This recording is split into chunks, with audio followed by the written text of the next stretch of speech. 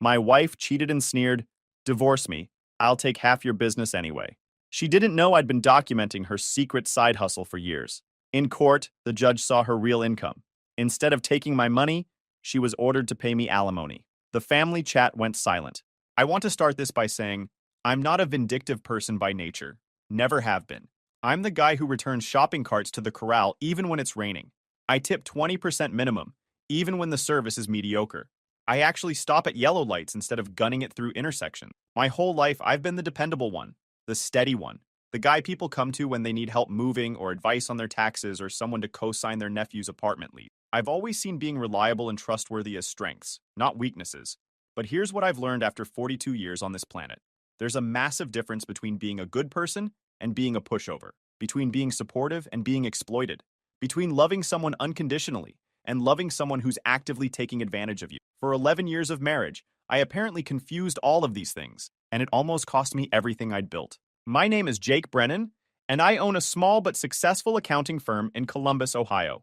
Nothing flashy. We handle taxes, bookkeeping, financial planning, and consulting for small to mid-sized businesses in the area. I built the whole thing from scratch after getting my CPA license about 13 years ago. The first 3 years nearly killed me. 80-hour weeks minimum. Barely paid myself enough to cover rent on my tiny studio apartment. Ate ramen and frozen burritos like I was still in college. Took on any client who would have me, even the nightmare ones who paid late and complained about everything. But I kept grinding, kept building, kept reinvesting every spare dollar back into the business. By year 4, I had an actual office instead of working out of my apartment. By year 5, I had my first employee, a part-time bookkeeper named Gloria, who's still with me today. By year 7, we'd grown to 4 full-time staff and had more clients than we could handle. When I married Natalie, the firm was doing well, but not amazing. We were grossing maybe $600,000 annually. Today, we've got 12 staff members, a nice office space downtown, and we gross about $2 million a year. After overhead, payroll, and everything else, I take home roughly $180,000 in salary. Not retire on a yacht money, but comfortable, real comfortable. The kind of comfortable where you don't check your bank account before buying groceries. Natalie and I met at a mutual friend's barbecue back in the summer of 2012. Our friend Kevin was celebrating his promotion to regional manager of some insurance company, and he'd invited basically everyone he'd ever met. I almost didn't go. I was in the middle of a brutal tax season extension period and had barely slept in days. But Kevin had been there for me during some tough times in my 20s, so I forced myself to shower, put on a clean shirt, and show up for at least an hour. Natalie was standing by the snack table when I first noticed her. Light brown hair, bright smile, this energy about her that just pulled you in. She was laughing at something her friend said, and the sound of it caught my attention from across the yard. We made eye contact, and she gave me this little wave like she'd known me forever.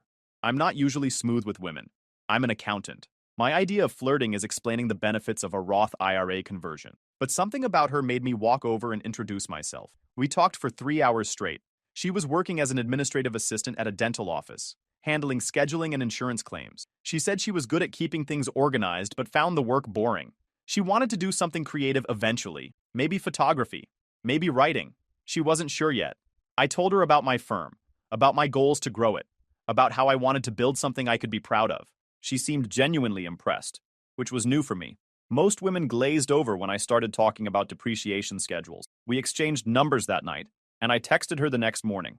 We went on our first date 3 days later, dinner at a little Italian place near campus. By the end of that meal, I knew I was in trouble. The good kind of trouble. The kind where you can't stop thinking about someone and everything reminds you of them. We dated for 2 years before I proposed. I took her to the botanical gardens on a perfect September afternoon and got down on one knee by the rose arbor. She said yes before I even finished asking. We got married in May of 2014, a small ceremony at her parents' farm outside of Toledo. About 60 guests. Her mom made the cake. My dad gave a speech that made everyone cry. It was everything I'd hoped my wedding would be. The first few years of marriage were genuinely good. We bought a house in a nice suburb. 3 bedrooms, 2 baths, a fenced backyard for the dog we both wanted. We got Winston, a goofy golden retriever, from a rescue shelter about 6 months after moving in. We talked about having kids eventually, maybe in a few years once the business was more established and Natalie had figured out her career path. Natalie quit her job at the dental office about a year into our marriage. She said she hated it, said she wanted to focus on being a homemaker for a while, maybe explore some creative opportunities. I was supportive, more than supportive. I was thrilled. I was making enough for both of us by then, And honestly, I like the idea of coming home to a clean house, a cooked dinner, and someone who actually wanted to hear about my day. Growing up, my mom worked 2 jobs and was never home. I'd always imagined a different kind of life for myself. Looking back, I can pinpoint exactly when things started to shift. It was around 2017, maybe early 2018. Natalie became increasingly obsessed with social media, not just casually scrolling through Instagram like a normal person, but genuinely invested. She'd spend hours curating her feed, adjusting filters, writing captions. She started posting these highly styled photos of our life together, our vacations, our home decor, our dinners, Winston in adorable poses, always with some inspirational caption about gratitude or abundance or manifesting your dreams or whatever buzzword was trending that week. At first, I didn't think much of it. Figured it was just a hobby. Lots of people spend too much time on social media. At least she was being creative about it. At least she seemed happy. Then came the equipment requests, professional grade stuff, a $3,000 camera to start, then lenses, then a ring light, then a full backdrop setup for her dedicated filming room. She said she wanted to start a lifestyle blog and YouTube channel. She had this whole vision of becoming an influencer, helping other women organize their lives and find happiness. She was genuinely passionate about it, and I wanted to support her dreams the same way she'd supported mine when I was building the firm. So I funded it, all of it. When she said she needed better lighting in the spare bedroom, I had an electrician come out and install professional fixtures. When she said she needed a new wardrobe to look polished on camera, I gave her my credit card. When she needed a laptop upgrade for video editing, I bought her a MacBook Pro. When she wanted to attend an influencer conference in Atlanta to network and learn from successful creators, I paid for the flight, hotel, and conference fee without hesitation. I saw it as an investment in her happiness, in her potential career, in our partnership. We were building something together. That's what married couples do. Within about 18 months, she had a respectable following. Nothing massive, but solid. Around 50,000 followers on Instagram, a YouTube channel with maybe 12,000 subscribers, a growing email list, a website with a professional design. She branded herself as a lifestyle coach, someone who helped women find balance, organization, and joy in their daily lives. She sold digital planners, online courses, and eventually started doing one-on-one coaching calls. When I asked about the income side, she was always vague, said she was making a little money here and there, maybe a few $100 a month. Nothing serious yet. Still building, still growing. The important thing was the audience, she said. Once she had enough followers, the money would follow. I believed her. Why wouldn't I? She was my wife. We'd been together for years. We shared a home, a dog, a life. The idea that she'd lie to me about something so basic as how much money she was making never crossed my mind. Here's the thing, though. I'm an accountant. Numbers are literally my entire career. I've spent the last decade analyzing financial statements, spotting irregularities, and helping clients understand where their money is actually going versus where they think it's going. Discrepancies are what I'm trained to notice. Patterns that don't make sense jump out at me like flashing neon signs. And starting around 2019, things stopped adding up. The first red flag was the shopping. Natalie had always appreciated nice things. That was fine. I like nice things too. But suddenly she was coming home with purchases that didn't match her supposedly modest income. Designer handbags, shoes that cost more than our monthly car payment, expensive jewelry, a whole new furniture set for her filming room. When I asked about it, she said brands were sending her stuff for free in exchange for promotion. Gifting, she called it. That's what influencers do. Okay, maybe. I knew influencer gifting was a real thing. I'd read articles about it. So I accepted the explanation and moved on. But then there were the business expenses. She started making purchases on our joint credit card and getting defensive when I asked for details. Said it was for her content creation business, and she didn't need me micromanaging her. When I offered to sit down and do her books together so she could properly write things off and maybe save some money on taxes, she got angry, like actually mad. Said I was being controlling and didn't trust her and needed to back off. That reaction, that specific reaction to a helpful offer, that's what triggered my accountant brain. Because here's a universal truth about human behavior. People who have nothing to hide don't get defensive when you offer to save them money. They say thank you. They appreciate the help. They hand over the receipts. The only people who get angry when you ask reasonable questions about their finances are people who don't want you looking at their finances. So I started paying attention, not snooping through her phone or hiring someone to follow her or anything dramatic like that. Just watching, listening, remembering things, connecting dots. In early 2020, I found a receipt in her coat pocket. She'd asked me to drop her coat at the dry cleaners, and I was checking the pockets for tissues or whatever. Instead, I found a receipt from a UPS store for a P.O. box rental. Annual fee, $300 something. I didn't know we had a P.O. box. We'd never discussed getting one. When I casually mentioned it later that evening, she said, oh, it was for receiving products from brands. Some of them prefer to ship to a P.O. box instead of a residential address for privacy reasons. Made sense on the surface. I nodded and changed the subject. But I remembered that receipt. Remembered the address. Box number 847 at a UPS store on High Street downtown. A few weeks later, I was in that area for a client meeting. On my way back to the car, I drove by the UPS store. Parked across the street for about 10 minutes, just watching. Not sure what I expected to see. Natalie walking in? A mysterious stranger picking up her secret mail? Nothing happened. Just regular people going in and out. I noted the location and filed it away in my mind. Didn't act on it. Just remembered. The discrepancies kept accumulating after that. Little things that individually meant nothing but together painted a picture. There were the work trips. Natalie started traveling more frequently for influencer retreats and brand collaborations and networking events. Sometimes for a weekend, sometimes for a whole week. She'd come back glowing, energized, full of stories about the amazing connections she'd made and the content she'd created. I never questioned any of it. I was proud of her for putting herself out there, for building something. But one trip in particular stuck with me. She said she was going to a wellness retreat in Arizona, some fancy spa resort where influencers got together to do yoga, eat organic food, and take content photos. She posted all about it on her Instagram. Beautiful desert landscapes, sunrise meditation sessions, healthy smoothie bowls, the whole aesthetic. A few days after she got back, I was reconciling our credit card statement like I do every month, and I noticed a charge from a restaurant called Fontana, something in Miami. $312 for dinner. I figured it was fraud. Maybe someone had skimmed our card number. So I called the credit card company to dispute it. Nope, the charge was legitimate. Signed by Natalie herself. The timestamp was while she was supposedly in Arizona. When she got home from picking up Winston at the groomer that afternoon, I asked her how Arizona was. She went on for 10 minutes about how transformative the experience had been. The desert energy, the connection with other creators, the incredible sunrise hikes. Never mentioned Miami. Never mentioned Florida. Never mentioned anything that would explain a $300 dinner on the opposite coast. That night, while she was in the shower, I looked through her Instagram again. Every single Arizona post was still there. Gorgeous desert photos with inspirational captions. Either she'd posted them on a delay, or she'd been somewhere else entirely and just used stock images or old photos. That's when I knew my wife was lying to me about something significant. I didn't know what yet, but I knew. Now, some guys would have confronted her immediately, demanded answers, started a fight, maybe gone through her phone while she slept. Some guys would have hired someone to follow her on the next trip. I'm not that guy. I'm the guy who builds an airtight case before making any accusation. The guy who documents everything before showing his hand. It's how I approach audits for clients. It's how I prepare for IRS examination. And apparently, it's how I approach discovering that my wife might be deceiving me. Over the next 2.5 years, I quietly gathered information about Natalie's actual financial situation. I'm not going to pretend I'm proud of every method I used, but I'm not ashamed either. When your spouse is lying to your face every single day while you fund their entire lifestyle, conventional ethics get a little fuzzy. The first major discovery happened about 4 months after the Arizona-Miami discrepancy. Natalie was working on her laptop in the living room while I watched TV.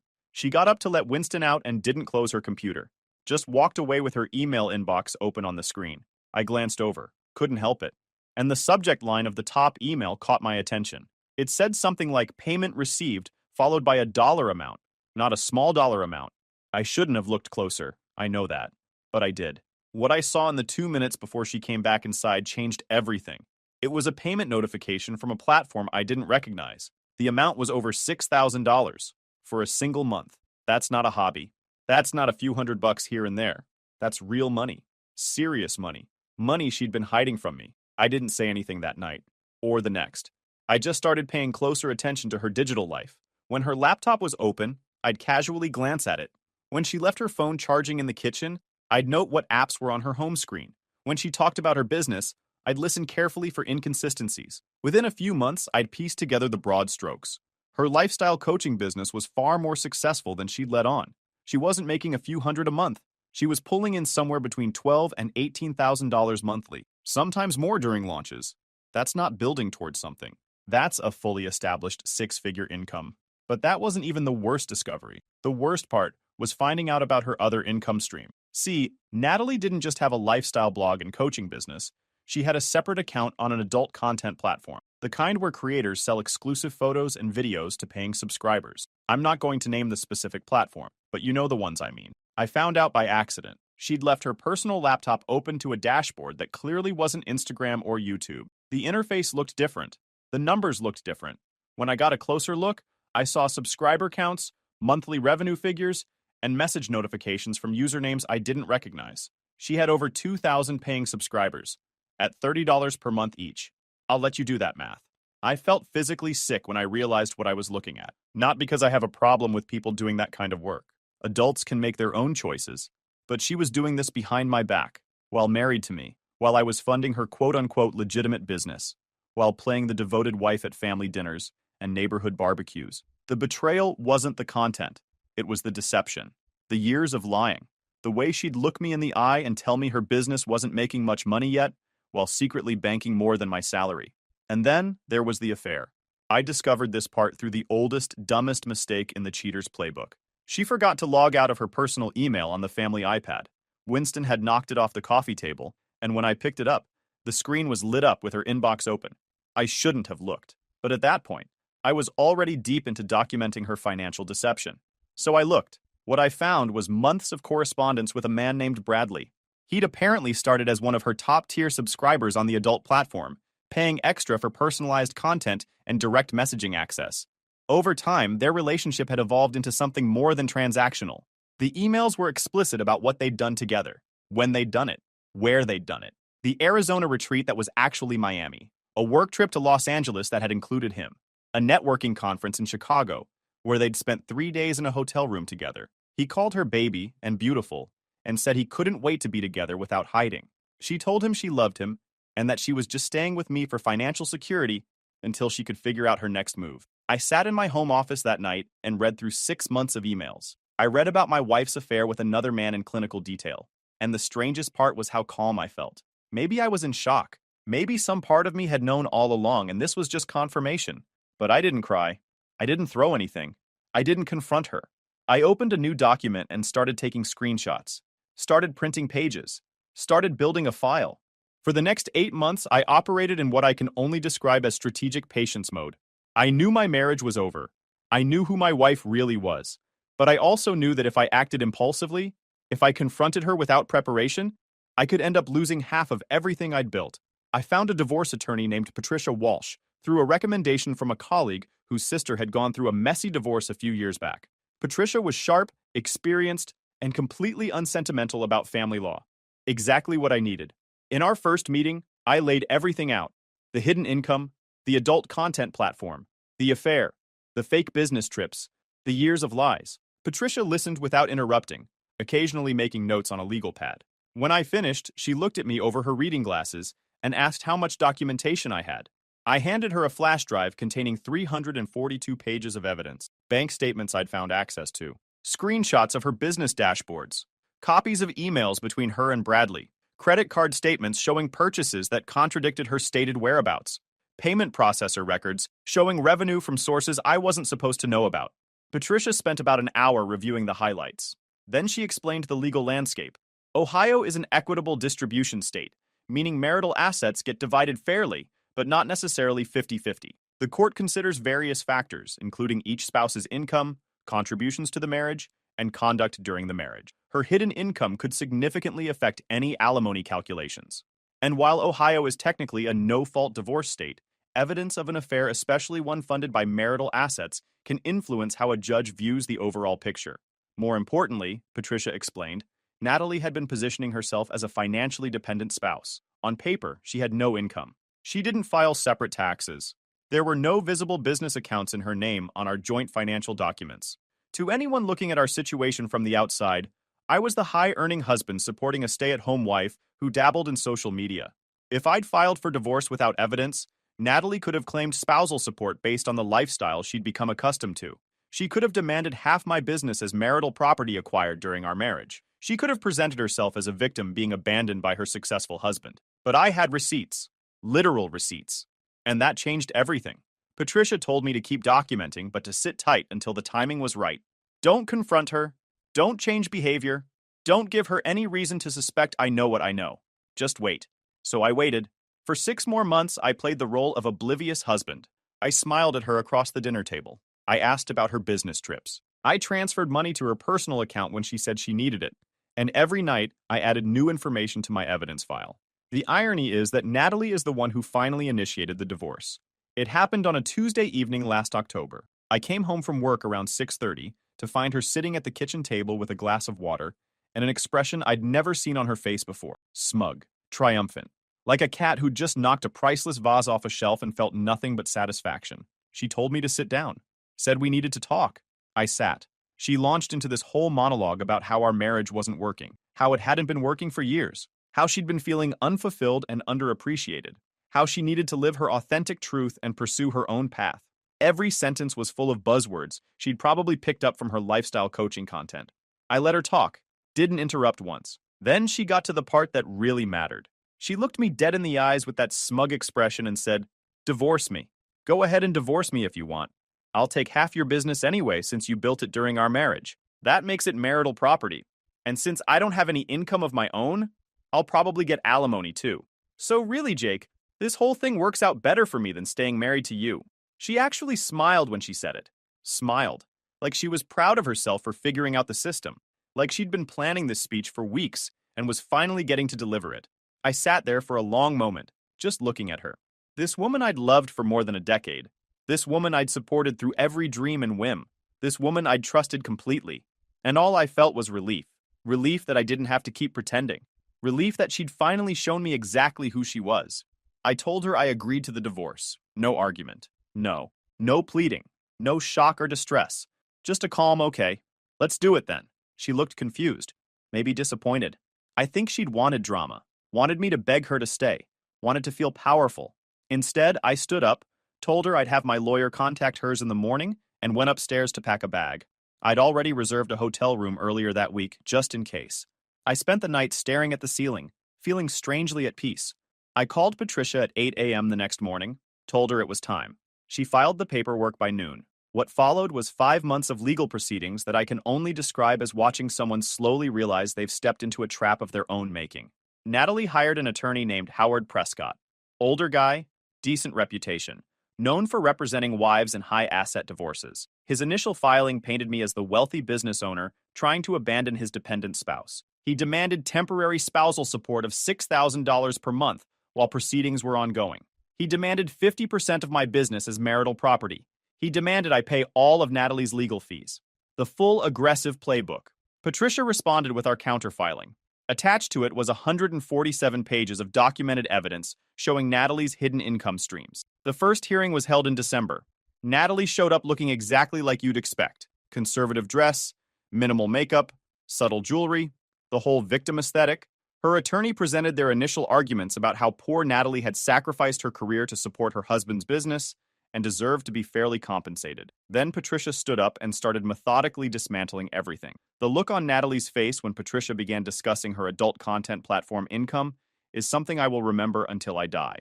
It went from composed confidence to confusion to shock to absolute panic in about 4 seconds. Her attorney kept objecting, trying to get the evidence excluded, but Patricia had done everything correctly. Chain of custody was clean. Screenshots were authenticated. Everything was admissible. We presented evidence that Natalie had earned approximately $243,000 in the previous year alone. Her coaching business, her platform subscriptions, her one-on-one clients, her product sales, all of it documented, all of it hidden from me and from the court in her initial financial disclosures. Judge Margaret Hayes, a no-nonsense woman in her 60s with a reputation for thoroughness, spent what felt like an eternity reviewing the evidence. Then she looked directly at Natalie and asked her to explain why this substantial income wasn't disclosed in her sworn financial declarations. Natalie started crying, said she didn't know she had to report it, said it was just a hobby, said she didn't think it counted as real income. Judge Hayes was visibly unimpressed. She pointed out that someone who makes over $200,000 annually doesn't get to call it a hobby. She noted that Natalie had signed financial disclosure forms under penalty of perjury. She used the phrase deliberate misrepresentation, and I watched Natalie's entire legal strategy begin crumbling. But we weren't done. The discovery phase came next, and that's when the real revelations emerged. Patricia subpoenaed Natalie's complete financial records, bank statements going back 5 years, business account records, payment processor data, and most importantly, her tax returns. Turns out Natalie had been filing separate tax returns as a single person with business income for the past 3 years, while we were married, while we were filing jointly with her showing zero income. She'd found some shady accountant who helped her set it up. She'd been paying taxes on her hidden income to avoid IRS problems while simultaneously hiding that income from me and the divorce court. That's straight-up tax fraud. Filing single when you're married, hiding income from your spouse, lying on court documents, it's all fraud. The divorce court wasn't going to prosecute her, but Judge Hayes made it very clear that she took an extremely dim view of someone who would simultaneously defraud the IRS, their spouse, and the court. Then we presented the infidelity evidence. Ohio being a no-fault state means adultery doesn't automatically affect asset division, but it can be a factor, especially when marital funds were used to conduct the affair. Remember all those trips? The retreats and conferences and networking events I'd funded with our joint accounts? Every single one that involved Bradley was documented. Hotel charges, flight changes, restaurant bills, gifts she'd bought him using my credit card. She'd literally been using my money to cheat on me for 2 years. The final hearing was in early March. By then, Natalie's attorney had basically given up on the aggressive strategy and was just trying to minimize damage. Patricia presented our complete case: the hidden income, the tax fraud, the perjury on court documents, the infidelity funded by marital assets, the systematic deception throughout our entire marriage. Judge Hayes took almost 2 weeks to render her decision. When she finally did, it was like watching karma get delivered via gavel. The business stayed with me entirely, 100%. Judge Hayes ruled that Natalie had forfeited any claim to equitable distribution through her pattern of financial deception and fraud. Her exact words were that someone who deliberately hides income, commits perjury, and defrauds both her spouse and the court cannot expect to benefit from equitable principles. The house was awarded to me as well, with Natalie entitled to a small portion of equity that was offset against her share of marital debt she'd accumulated on hidden credit cards. And then came alimony. Based on documented income, Natalie actually earned more than I did. Her $243 compared to my $180. She'd been the higher earning spouse while pretending to be dependent on me. Judge Hayes ruled that I was entitled to compensatory spousal support, $2,400 per month for 5 years. The woman who smugly told me she'd take half my business was now legally obligated to write me a check every single month. She also got ordered to pay 30% of my legal fees due to her fraudulent disclosures. The tax fraud issue was referred to the IRS and Ohio Department of Taxation. Last I heard through the legal grapevine, she's negotiating a payment plan that's going to haunt her for years. The family reaction to all of this has been fascinating to watch. Natalie's family never liked me much. They tolerated my presence because I was a good provider, but there was always an undercurrent of their princess deserved better. Her mom made passive-aggressive comments about how much I worked. Her sister Amber treated me like I was boring because I didn't want to go out partying on random Tuesday nights. Her dad barely spoke to me at all, and when he did, it was usually to make some dig about accountants being uptight. Throughout our marriage, they treated Natalie like royalty and me like the help. So when she first told them we were divorcing, I wasn't surprised to hear they'd fully taken her side. Poor Natalie, finally escaping her emotionally unavailable workaholic husband. She's better off without him. She deserves someone who appreciates her. The family group chat, which I'd muted years ago but never left, was apparently full of supportive messages for her, and thinly veiled criticism of me during the early months of proceedings. Then, the court ruling came down, and everything changed. About a week after the final judgment, I got a text from Amber. Just one word. Really. I didn't respond. Natalie's mom tried calling me. Twice. I let both calls go to voicemail. She left a rambling message about how family is family, and we shouldn't let lawyers ruin relationships, and she hoped we could still be civil. I deleted it without responding. Her dad sent me a text that said, "I heard what happened in court, and nothing else." I deleted that too. The best part was checking the family group chat. I hadn't looked at it in months, but curiosity got me. What I found was silence. Complete and total silence. No messages of support for Natalie. No attacks on the judge. No conspiracy theories about how I must have cheated or lied. Nothing. Just days and days of nothing. They'd seen the evidence. They knew what she'd done. The tax fraud. The hidden income. The affair. The years of lies. And apparently, none of them had anything left to say. A few weeks later, I quietly removed myself from the group chat. No dramatic exit message. No final words. Just left. Not a single person reached out to ask why. The aftermath has been interesting to watch unfold. About 3 weeks after the ruling, I got a call from my bank. Someone had tried to access my business accounts using Natalie's old authorized user credentials. The bank flagged it as suspicious because she'd been removed from all accounts the day after I moved out. They wanted to verify that I hadn't re-added her. I hadn't. She'd tried to log in anyway. I reported it to Patricia. She sent a strongly worded letter to Natalie's attorney about unauthorized access attempts and potential computer fraud charges. The login attempts stopped after that. Then there was the social media campaign. About a month after the divorce was finalized, Natalie started posting these vague inspirational quotes about toxic relationships and surviving narcissistic abuse. Never named me directly, but the implication was obvious. Her followers who didn't know the full story ate it up. Comments full of support and sympathy for poor Natalie, who'd escaped her controlling husband. One of her followers actually found my business page and left a 1-star review calling me a monster. I responded with a simple link to the publicly available court documents. The review disappeared within an hour. So did several of her vague posts about toxic relationships. She also tried to get mutual friends to take her side. Called Kevin, the guy whose barbecue we'd met at, and gave him some sob story about how I'd ambushed her in court with fabricated evidence. Kevin called me that same night to ask what the heck was going on. I told him the truth, all of it. He was quiet for a long time, then just said, "Man, I had no idea. We're still friends." He doesn't talk to Natalie anymore. Her influencer career took a significant hit when word got around about the case. In the age of social media, court documents are public record, and someone apparently shared some details on a drama blog. Her lifestyle coach brand doesn't play particularly well with documented fraud, hidden income, and infidelity. She lost several sponsorship deals. Her subscriber counts on both platforms dropped substantially. Last I checked, she'd completely rebranded. She's now apparently positioning herself as a divorce recovery coach, helping other women navigate the emotional and financial challenges of ending a marriage. The irony is almost too perfect. Bradley, the affair partner, disappeared immediately after the court ruling. From what I can piece together through mutual acquaintances, he ghosted Natalie completely once it became clear she wasn't going to be walking away with half my business and a fat alimony check. She tried reaching out to him multiple times. He blocked her on everything. Turns out the guy who was so eager to be with her when she had access to my money suddenly lost interest when that money dried up. 2 months after the divorce was finalized, I ran into Natalie at a grocery store. First time I'd seen her in person since the final hearing. She was pushing a cart down the cereal aisle and almost walked right into me before she looked up. She froze. I could see her trying to figure out what to say.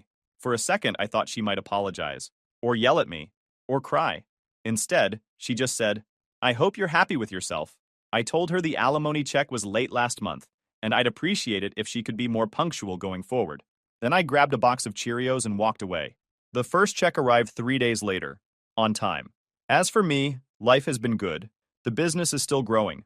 We signed 4 new clients last quarter alone. I hired another accountant to handle the increased workload. Gloria, my original bookkeeper, got promoted to office manager with a nice raise. I bought out Natalie's minimal share of the house equity and kept Winston. He seems happier now. Dogs pick up on tension, and there was plenty of it in the house during those last 2 years when I was gathering evidence while pretending everything was fine.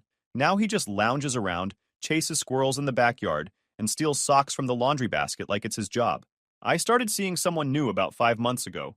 Her name is Rachel. She's a veterinarian at the clinic where I take Winston. We met when he ate something he shouldn't have, and I had to bring him in for emergency treatment. She thought it was sweet how worried I was about him. We got coffee a few weeks later. Then dinner.